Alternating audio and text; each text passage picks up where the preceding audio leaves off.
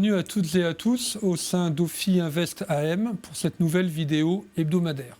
Alors on a eu une semaine relativement calme, plusieurs raisons à cela. D'abord hier c'était le President's Day, un jour férié aux États-Unis. Après il y a les vacances scolaires françaises, mais je ne pense pas que ce soit la raison principale. Et puis la semaine dernière, il n'y a pas eu de nouvelles réunions des banques centrales, ni Fed, ni BCE. Donc une semaine relativement calme. Cela dit, on assiste quand même à une légère tension progressive des taux d'intérêt long terme, tant aux États-Unis qu'en Europe, qu'en zone euro. Alors vous vous souvenez qu'il y a exactement 15 jours, on avait publié notre magazine Perspective en donnant nos prévisions mensuelles et on avait décidé d'abaisser d'un cran notre recommandation sur les obligations, notamment les obligations d'État, en considérant qu'on pourrait justement avoir une tension. Alors elle a lieu, assez tranquillement, mais elle a lieu, puisque au moment où on se parle, on a un 10 ans américain autour de 3,9%, alors qu'il était à 3,6% il y a 15 jours.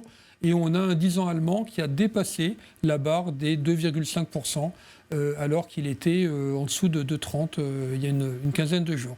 Donc on a bien cette tension sur les taux américains. La raison, certes, on a a priori le pic d'inflation devrait être devant nous, ou voire même passé, mais on a eu il y a 15 jours des déclarations des membres des banques centrales indiquant qu'elles continueraient à tout faire pour lutter contre l'inflation et en montrant qu'elles n'étaient pas prêtes de sitôt à abandonner leur politique plus restrictive. Et c'est comme ça qu'on a vu les anticipations de taux court aux États-Unis, finalement dépasser 5%. On est autour de 5,25% pour le taux terminal de la Fed, qui aurait lieu au début de l'été.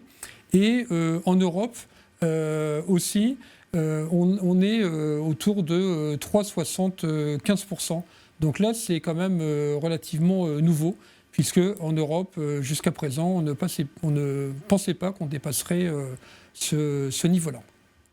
Donc, tension sur la courbe des taux d'intérêt, mais dans tous les cas, en tout cas aux États-Unis et en Europe, on considère qu'au-delà de ce pic, on aura une détente des politiques monétaires.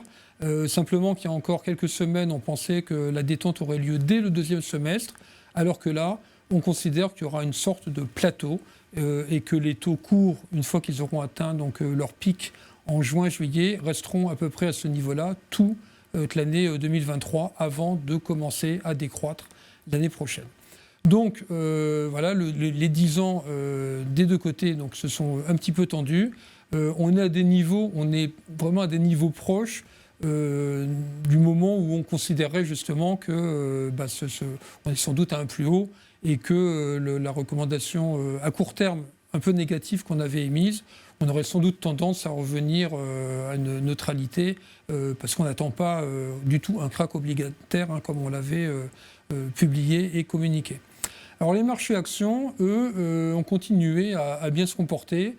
Donc là aussi, on avait considéré qu'on pourrait avoir de la volatilité. On avait descendu d'un cran notre recommandation sur les marchés actions en considérant que justement la tension sur les taux d'intérêt pourrait engendrer de la volatilité sur nos marchés. Pour l'instant, ce n'est pas le cas. On était il y a 15 jours à 4002 sur l'Eurostock. On est légèrement au-dessus aujourd'hui. Le CAC 40 d'ailleurs a battu son plus haut historique, c'est quand même à souligner, la semaine dernière, en dépassant le niveau de 7350 points. Pourquoi ? Parce que face à la tension sur les taux d'intérêt, qui est un élément négatif pour les actions, il y a les résultats, la publication des résultats annuels qui est toujours de très très bonne facture.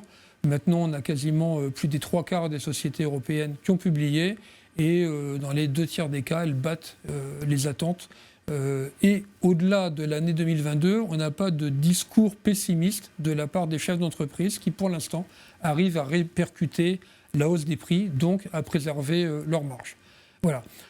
Pour autant, on considère toujours que même si les niveaux d'aujourd'hui nous semblent tout à fait normaux par rapport à la croissance des bénéfices et au taux d'intérêt, à l'échelle des 12 mois, il est tout à fait probable, possible en tout cas, qu'on ait des à-coups et qu'il y ait la possibilité de renforcer sur les marchés actions à des niveaux légèrement inférieurs à ceux d'aujourd'hui.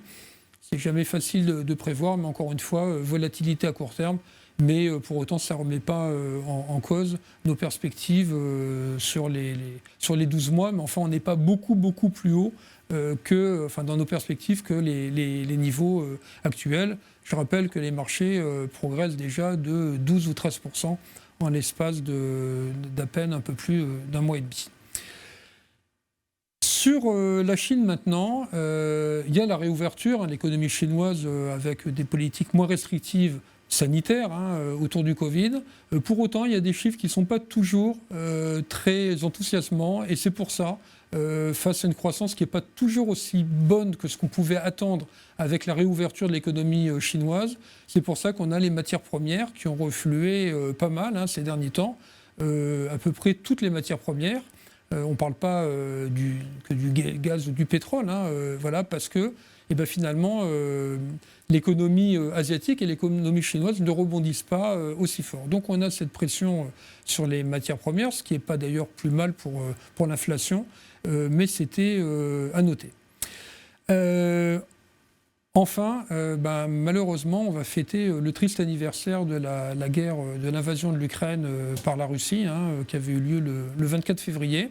Là aussi, si on nous avait dit à ce moment-là que les marchés actions battraient un an plus tard le record historique, on l'aurait à peine cru.